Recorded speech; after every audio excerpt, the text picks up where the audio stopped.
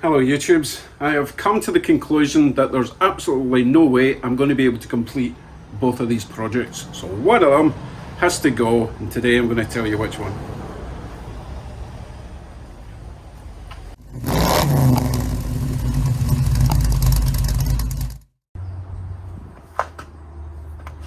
So I had planned to stretch this video out, tease you, keep you guessing all the way to the end where I would reveal which one of these is for the chart.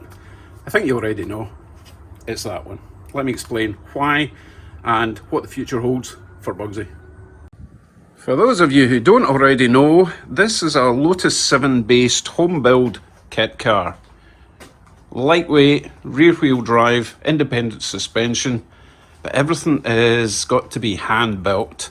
And I had chosen to put an RX-7 turbo engine inside with turbo gearbox, drive shaft, quick shift, bucket seats, all that kind of lovely stuff.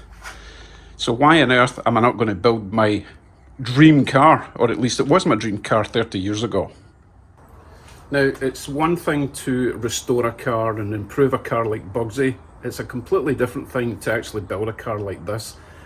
And if I'm being perfectly honest, I don't trust myself to make this car completely sound and safe. So that's number one reason.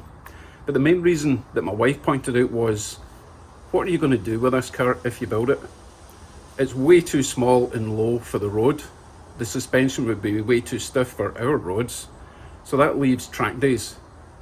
And let's face it, I'm no spring chicken, and I honestly think I would be a bit of a danger on the track these days. As much as I like driving fast, or at least I used to, now I prefer just to cruise about in style, hence Bugsy. So let's move on to Bugsy and what holds for the future. Let's see what the future holds. That's where I was getting. There we go. So Bugsy has been sitting outside without windows all year, and I've driven him twice since January, which is an absolute crying shame. Anyone else would probably snap up the chance to have Bugsy and be able to drive him, but there's a few reasons I've not been driving him this year. In no particular order, number one reason, he rattles. The rattles have been getting to me, and the only way to get rid of all the rattles is to completely strip it down and put that foamy stuff, that spongy, soft, lovely, what's it called, felting or something, flapping, I don't know what it's called. It's been so long I've worked on them, I've forgotten the terms. Anyway, I need to get that cushioning between all the metal panels so that it doesn't just rattle all the time. So that's reason number one. He's just not a pleasure to drive in that respect. Number two reason, he stinks of fuel.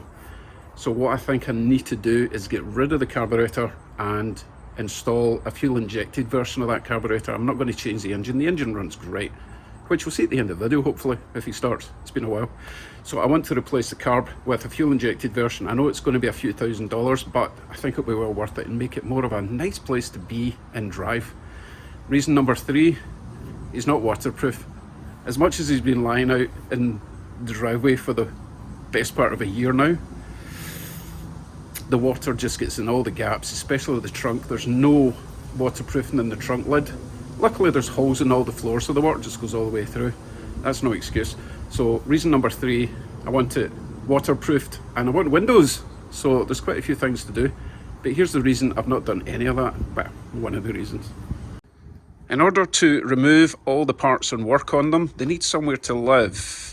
And they can't live here because this is where my wife's Mini lives and it gets charged up. It's electric, in case you didn't know. Hence part of the reason for getting rid of this. Once that's gone, I'll have all that space to remove parts, put a cover over the body, work on all the individual parts. I'll also have access to my tools, which are stuck behind there. You might have caught a glimpse of this. This all just lives on top of my shelf, kit car. So again, another reason, it's just not getting worked on. And since I'll be removing all the parts from Bugsy and putting them in the garage, I might as well prep them for paint. That's right folks, Bugsy is finally going to get some paint. I've not decided on colour or colours yet. He'll also be getting a couple of windows. I am just so fed up of people saying, oh, what colour are you going to paint it? And there are some people that like the patina look, but it's really hard to maintain. It just insta rusts, even with several coats of clear coat on it. It's just it's really hard to take care of, and I think with a fair bit of work and some lovely paint, it's going to completely transform Bugsy. So that is the grand plan. Now the question is, what am I going to do with this? I don't want to sell the whole thing as a complete unit because the frame has been hacked and slashed so many times. I would not want the responsibility of someone else continuing that build and then having a terrible accident. So back to the very first reason, I don't trust myself with that thing anyway. So what I think I'll do is strip it all down and maybe sell the frame as a complete thing, or just chop it up. It's not worth the haggling for what people would offer for this frame anyway, but there's plenty of good metal I could use in a future project, and also the parts that I take apart I'll be able to use in future projects, because I know a lot of people sent me gifts and donated things for this project. They're not getting sold or thrown out. They'll get put away somewhere safe, possibly the basement for a wee while. And the engine, which I never got running, well, I never really tried to get it running, that could be a little side project. I've got the wiring loom. It'd be nice to get this RX-7 engine up and running, and then I can decide if I'm going to keep it for a future project or sell it as a nice running RX-7 turbo engine. So that's the plan. Time to hook up a battery booster to Bugsy, find his key, start him up, and then dismantling begins on the 7 project. Thank you all for your support, and thank you for hanging in there. I know it's been a while, but the decision has finally been made. We can start moving forward with Bugsy and get the perfect hot rod. Take care everyone, I'll see you very soon. Right, where's my key?